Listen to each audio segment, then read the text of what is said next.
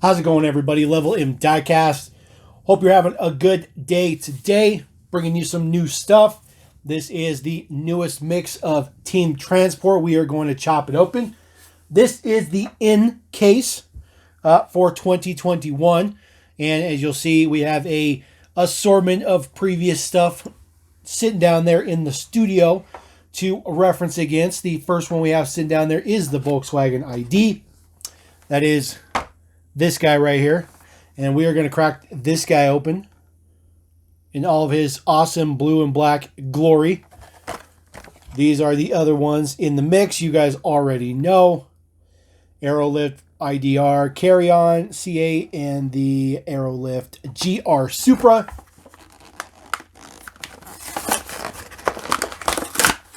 Just going to pull him right out. Throw the cardboard away. All right, guys, we'll take a look at this IDR. I do apologize. I had to move the rotator guy off. He's causing some issues with the focus. So I apologize for the chopping of the frames here. But one thing I noticed is that this guy is in that slot there super tight because he's so wide that it doesn't really fit in there. You actually have to pull this out. It is pushed in there in the package. So I just thought that was kind of interesting. Taking a look at the Aerolift here. We've seen this casting a bazillion times.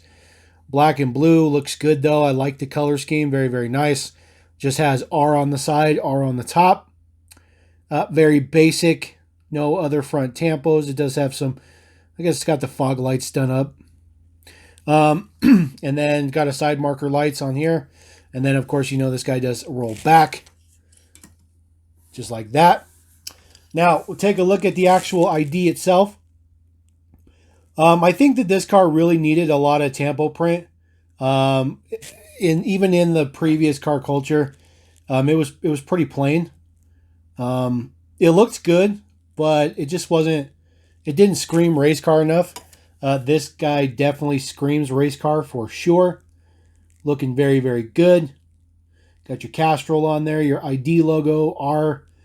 Got your Bridgestone. It's a pretty nice version. Still has those same Aero Blade wheels, I guess you could call them. Looking at the base deets. Same thing, you guys have already seen it. We're up to P30 now on the date codes. Not too shabby. There are no rear tampo prints on this guy, but he doesn't need them. And the wing is still plastic, so nothing doing there. But this is a pretty good version. I do like the outline of the headlights and stuff in the front. Looks pretty good.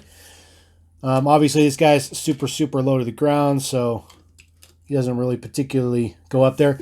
Now, if you put him in the rear slot, it doesn't catch in the front. But in the package, they just have him pushed up a little bit too far forward. So I'm set that guy in the back. Now, these are the previous three versions of the C8 Corvette. We now get that guy in premium. That is this guy right here. He is being carried by the carry-on. So we're going to crack this guy open. Get him out the blister. Take a look at the carry-on first. This guy is super plain. He does have nice print on the side, but there are no Corvette logos or anything on this guy anywhere. He's just gray, yellow, and black. It does look good, but you know, it does have headlight tampos on there and does have the roof lights up there as well. Looking pretty good. And of course, he's got his tail light tampo decos as well. Painted base. It is gray. Looking pretty good. But this is the one you guys want to see, I know for sure. This is the C8R in all of its premium deco glory.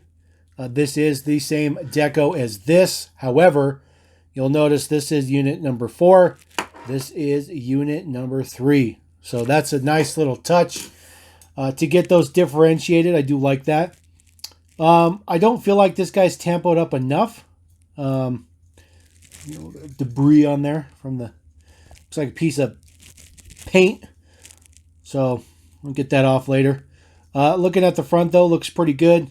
It does have lensed headlights. They are part of the window piece. This is a pretty good casting. I like the wheels. Pretty nice wheels. I do like the fact that they're, you know, racing slicks. That's what I'm trying to say. There is the base Dietz, C-A-R. And then there is the back, looking pretty good.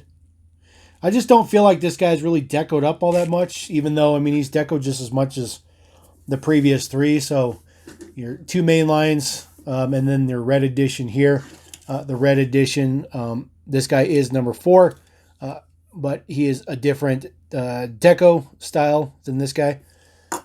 They're all still number 4, but looks pretty good. Looks pretty good. Looking at them just, you know, comparatively. There's still quite a bit of tampo on even the mainline version, which is on the bottom. But the biggest thing is there's no rear tampos. And that makes a huge difference. Huge difference. So throw him down. Now, obviously the carry-on doesn't do anything. It just sits there. But he sits there exactly like he should sit there. They've used the carry-on a lot. Now, I think they use the carry-on a lot because it doesn't have any moving features, so it's probably the cheapest to make of them all. I'll put the other ID R in the back. And then we're going to move on to the GR Supra. This is not the first time we've seen this casting. None of these castings are new to this assortment. You notice the orange and black one right there that came in the most recent Fast and Furious set. As is tradition, we will look at the aero lift first. When I first saw pictures of this, I guess I just didn't pay attention, but I didn't remember seeing the Valvoline on there. I thought it just said GR Supra all over it, but I guess I just wasn't paying attention. But that's really nice, have that detail on there. It's got tampo on the bottom, it's got tampo on the side. I do like that they made this interior piece orange to help with that decal on the side. This guy does get a lot of print on the front, which the ID did not get. So not too bad. He does have the GR Supra logo on the, or I'm sorry, not Supra, just GR logo on the top. And then of course there's no base Dietz, and then there's no rear tampos. It is there is detail in there for lights, but they've I don't think they've ever painted those up, decked those up. This guy does the exact same thing as the other guy. Slides back. There we go. Get that guy looking pretty good. I do like the fact that how flush that sits with the ground. It's very perfect. And then we're going to move on to the Supra. It's a pretty nice version. I like this Supra a lot. Get this guy out of here. And I mean, I think that this is not very race car-ish. It's decoed up race car-ish, but the car is not a race car. I mean, this is meant to be an exact replica of a real Supra. Obviously, it's not Hot Wheelsified, I guess you could say. I do like that print on the front, though. You have that awesome Toyota logo, those crazy headlights, looking good. That tampo print is very, very nice. Looking on the side here, again, very nice. Same wheels as the C8. Then just looking at the back here, got your Greddy, your Supra logo, Toyota logo. Pretty good. So, obviously, we've seen this casting before. That is this guy right here. So, they are the exact same casting. We have not even seen this casting in not premium. So, these are literally the only two versions thus far. So, not too shabby. We'll pull this guy back up. So this happens all the time. This just snaps in on the back here. There you go. Boom. There is a little locking feature so that it doesn't pull up. You guys already know that though. One thing I do like about the Aerolift is the back is big to put anything back here, and there's 2 slots for wheels, but when you have something small like this, it just makes the truck look really, really big. It's kind of weird. So what we're going to do is we'll get this reference guy out of here, just, for reference. And then we'll say C8. We're going to say Supra.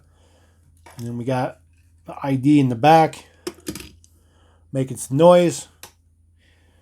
So there's the assortment. Not the greatest assortment. One thing I do want to touch base on just real quick. So there's only 2 transporters in here. And so there's 2 of one, and then this guy. There is 2 of these per case, and then each one only has 1. But there's not a lot of variety here. And so one of the things I wanted to touch base on just real quick is I feel like Team Transport's slowly getting to the point where they have to start watching the budget now. It can't just be free reign to do whatever they want. So my prediction is that as we see mixes move into 2022, you'll see things kind of simplify a little bit. You'll probably see models with similar wheels. You'll probably see a situation where there's only 1 or 2 transporters in each mix versus all different ones. I don't know. That's just my opinion. I feel like they're going to have to kind of rein some stuff in just a little bit, just budget wise. But hopefully not. Hopefully not. Hopefully I'm wrong, and hopefully we start to see some good stuff and maybe some new castings. I know we got a bunch of new transport castings towards the end, but some of those castings seem to be a little bit biased towards like specific manufacturer or whatever. So we'll just have to see what happens. Put that guy on there. We'll flip those around. So anyways, there you go. That is Team Transport case in. Couldn't tell you what mix that is for this year. It's kind of hard to keep up with Hot Wheels case codes, but we'll see how it goes. And again, apologize for the choppy video. I had some technical difficulties at the beginning. I apologize, guys, but there you go. And we'll catch you next time. Thanks again. Don't forget to subscribe. Come back later and give you guys a sneak peek. If you watch this video to right now, I have a giant green light haul coming up. So stay tuned for that. We'll catch you later. Peace.